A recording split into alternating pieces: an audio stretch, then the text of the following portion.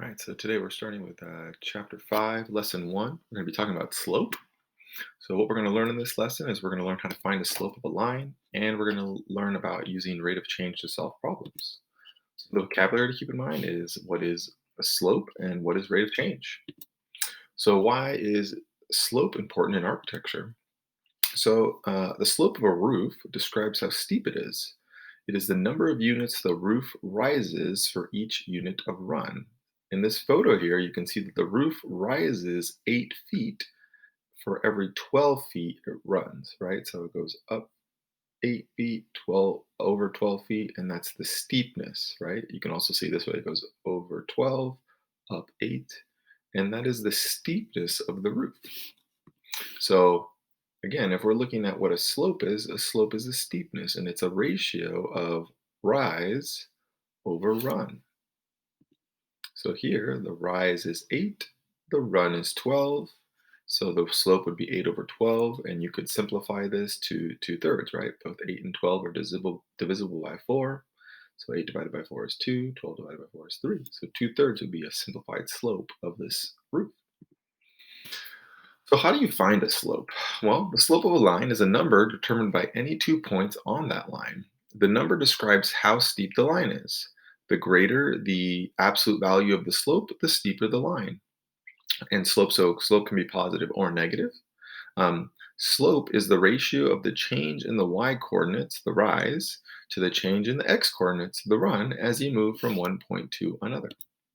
So here, let's look at a graph that shows a line that passes through the point 1, 3, and 4, 5. So here's the point 1, 3, here's the point 4, 5.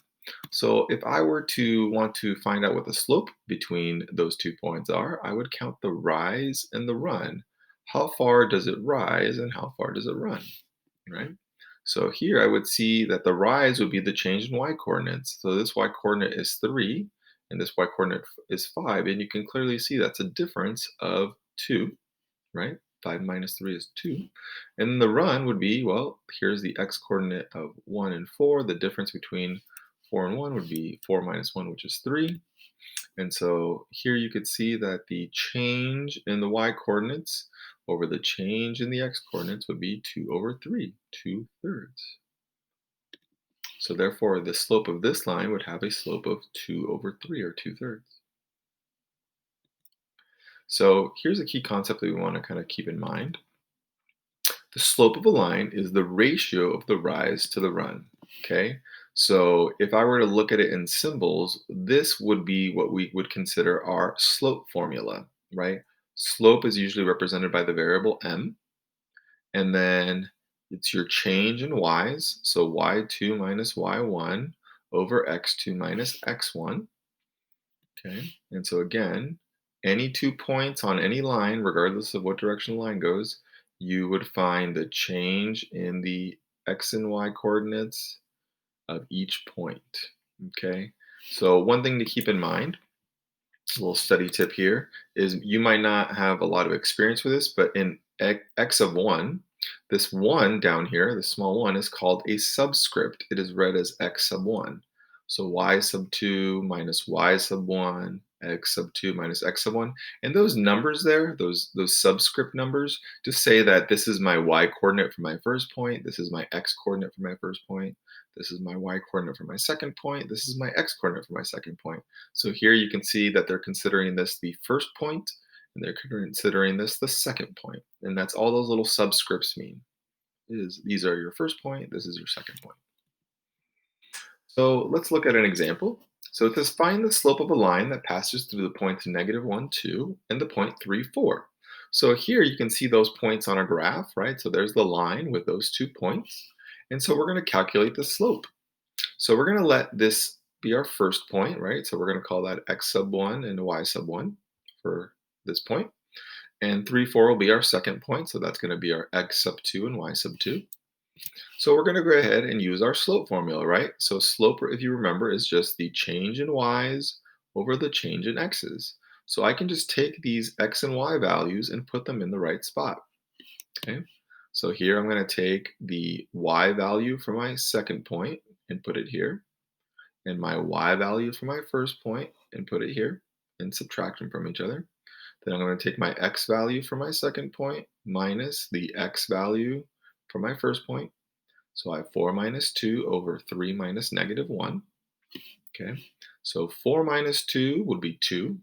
3 minus negative 1, remember this double negative would actually be plus, so it would be like 3 plus 1. So 4 minus 2 is 2.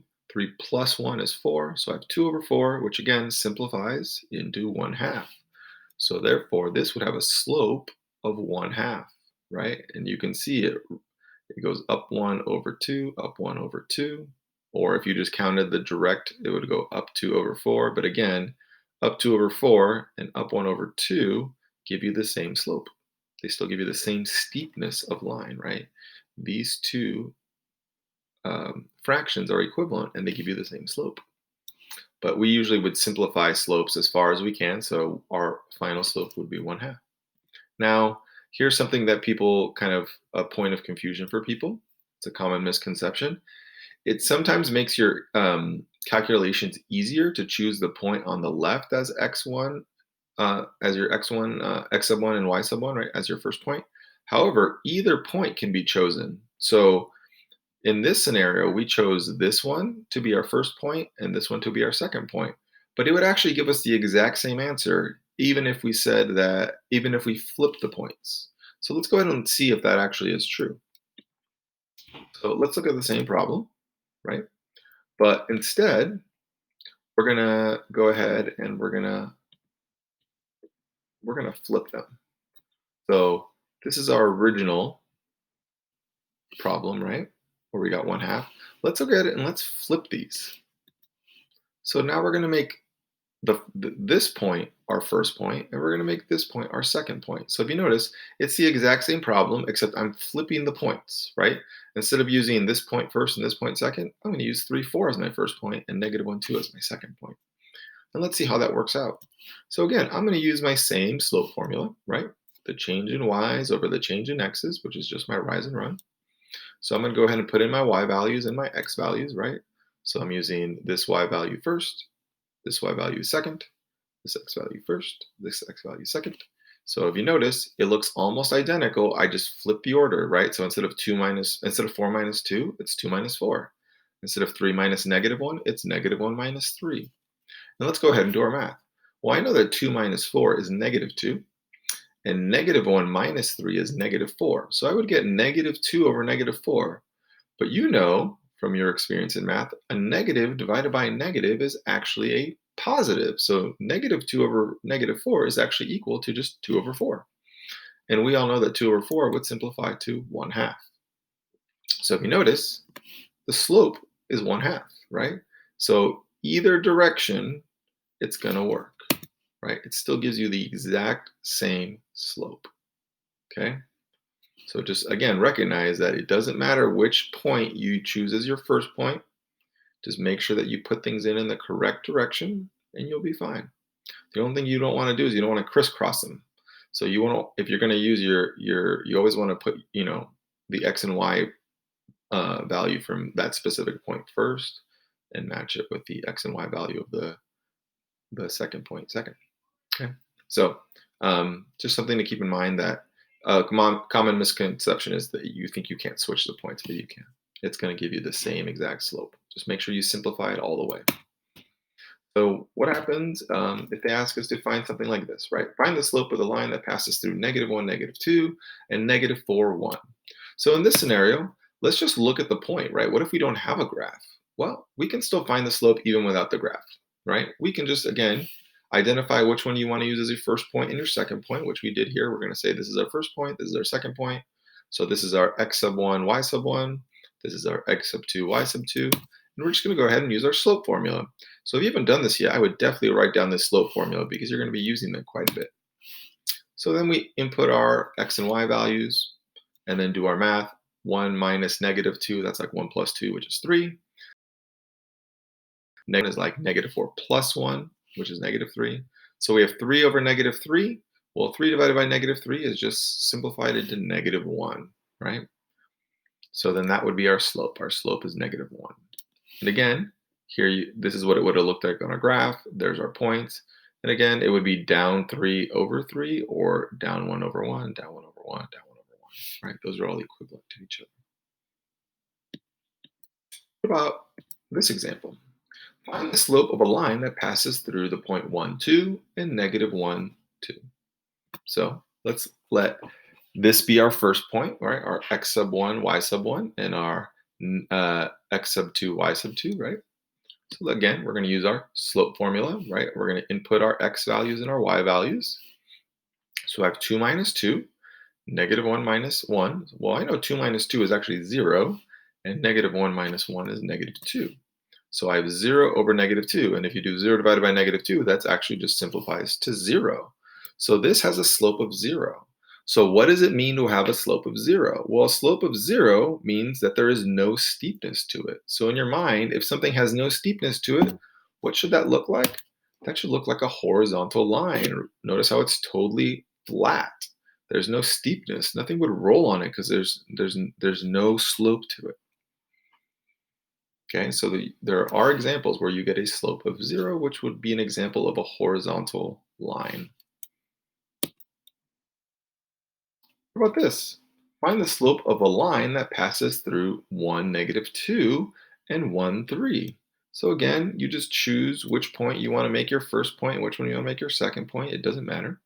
But we're going to let this one be our x sub 1, y sub 1. We're going to let this one be our x sub 2, y sub 2. And so again, we're going to input it into our slope formula, right? Differences in y's over differences in x's. Substitute your values in. And so we have 3 minus negative 2, which is like 3 plus 2, which is 5. And we have 1 minus 1, which is 0. So we have 5 over 0. Well, some of you may think that, oh, that's an easy one. 5 over 0 is 0. But that's not true. If you try to divide anything by 0, you actually get an error. So if you were to try this in your calculator, 5 divided by 0, it would tell you get like an error or a syntax error or divide by 0 error. It's actually something that we can't actually do, is divide by 0. This actually gives us what's known as an undefined number. All right? Dividing by 0 is what's considered undefined. So therefore, this slope is also considered undefined. This is what's known as an undefined slope. So you might ask yourself, well, what kind of line has an undefined slope? That type of line would be a vertical line. Because if you try to assess what's the steepness of this line, it's like falling off a cliff. It's undefined slope, right? So now we've seen some experiences with things that had diagonal lines, which can have a positive or negative slope. We've experienced something with a 0 slope that's flat. And now we're looking at something that has an undefined slope, which is a vertical line. Okay? So just to kind of recap it here, we have these this concept summary, right? So a positive slope is something that is a diagonal line that goes uphill, and we always read from left to right, okay? Left to right, just like you read a sentence. So that has an uphill positive slope. Something that's going down has a negative slope, right? And again, we're leading from left to right. Some slope is something that's totally horizontally flat, right? It's got no slope to it. And then a vertical line has an undefined slope because it's just going vertically straight up and down, okay? And if you know the slope of a line and the coordinates of one of the points on a line, you can find the coordinates of other points on that line, right? So we're basically going to be doing the same thing, but with a slightly different twist.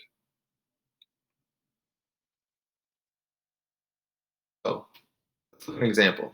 What if you were given the slope and you were asked to find part of a coordinate, right? So here it says, find the value of r so that the line through r6 and 10, negative 3 has a slope of negative 2. So if you notice, they're actually giving you 2 coordinate points and the slope, but if you notice, one of these coordinate points is missing its x-coordinate. They put a variable in it, and they're asking us to find, well, what value does this variable have to have in order for these 2 points to have that slope? So guess what? This is what it would look like, right? We have the point 10, negative 3, and we have this point r6. We don't know what r is, right? But we know it's going to have a y-coordinate of 6. So really we need to figure out, well, what x-coordinate does r need to be? So again, we're going to go through and we're going to do it just like our other problems. We're going to define this as our first point, and we're going to define this as our second point, right? So this is x sub 1, y sub 1. This is x sub 2, y sub 2. And we're going to use our slope formula just like we did before. So our slope, though, we actually know this time. Remember, our slope is negative 3 over 2. And these are going to be our x and y coordinates. So I'm going to go ahead and substitute them into the right spot, right? So I substituted my slope in, my y coordinates, my x coordinates, and remember that first x coordinate is an r, so I put that r there. And now if you notice, I have an equation. This equation has a variable. Well, remember from chapter 3, we worked a lot on solving equations with variables, so this is something we can actually solve. So here, if you notice, we actually have two fractions. And if you remember our lesson on using the cross product, we can actually do this. We can do this times this should equal this times this, right? Using that cross product, right? So first, probably easier to simplify. So negative 3 minus 6 would give us negative 9. And now that we've simplified it here, let's go ahead and use our cross product, right? Negative 3 times 10 minus r, right? And you want to group them because that's all grouped together. And then 2, positive 2 times negative 9. And then we're going to go ahead and simplify. For here, we could use the distributive property, negative 3 times 10, negative 3 times negative r, and then 2 times negative 9. So that's going to give us negative 30 plus 3r, right? Negative times a negative is a positive there. 2 times negative 9 is negative 18. And then we're going to go ahead and simplify some more. But kind of run out of space here, so we'll move it over here. So how do we solve this? If we're solving for r, I got to get rid of this negative 30 there. So I'm going to add 30 to both sides. And that's going to leave me with 3r equals 12, right? These 30s zero each other out. And then negative 18 plus 30 is positive 12. Then we're going to go ahead and divide both sides by 3. So that's 3r divided by 3 equals 12 divided by 3. And that gives us r equals 4. So now I know that in order for these 2 points to give me a slope of negative 3 over 2, r has to be an x coordinate of 4. So that's how you would solve these problems, just like our other slope formula problems. But instead, they give us a missing coordinate, and but they give us the slope. All right, so rate of change. Slope can be used to describe a rate of change. The rate of change tells, on average, how a quantity is changing over time. So let's go ahead and look at this problem. The graph shows the amount spent on food and drinks at U.S. restaurants in some years, right? So in 1980, people spent $120 billion at restaurants on food and drinks. In 1990, $239 billion. In 2000, $376 billion, right? So here are some things that we're asked to find. It says find the rates of change from 1980 to 1990, and then find the rate of change from 1990 to 2000. Explain the meaning of each slope in each case, and how are the different rates of change shown on the graph? Well, this first one, right, rise over run, we're going to, the rise is how much it's changing in money, and the run is the change in time, right? So how is it changing in years? So from 1980 to 1990, right, the change in quantity, well, the quantity changed from 120 to 239, so 239 minus 120. The change in time changed from 1980 to 1990, so 1990 minus 1980. So when I do that subtraction, it gives me 119 over 10, and then 119 divided by 10 is actually equal to 11.9. So the spending on food and drink increased by $119 billion in a 10-year period, right? $119 over a 10-year period, or more simply, $11.9 billion per 1 year, right? Or $11 billion per year. What about from 1990 to 2000? Again, we're going to subtract the quantity, the amount of money it changed, over the amount of time and change. So we get 137 over 10. And again, 137 divided by 10 is 13.7. So over a 10-year period, the spending increased by 137 billion, and that is a rate of change of $13.7 billion per year that it increased by. So what about the meaning of the slope in each case? Well, From 1980 to 1990, that means that 11.5 billion more dollars was spent each year than the last year. And from 1990 to 2000, that means an average of $13.7 billion dollars was spent more each year than the last year. So, how are the different rates of change shown on the graph? Well, basically, on the graph, I can see that the change here is not quite as steep as the change here. So here, since the rate of change was less, here the rate of change was more. This is in fact not quite as steep as this. If you notice, this is, got a certain level of steepness. Then from here to here, it seems to get steeper and steeper, right?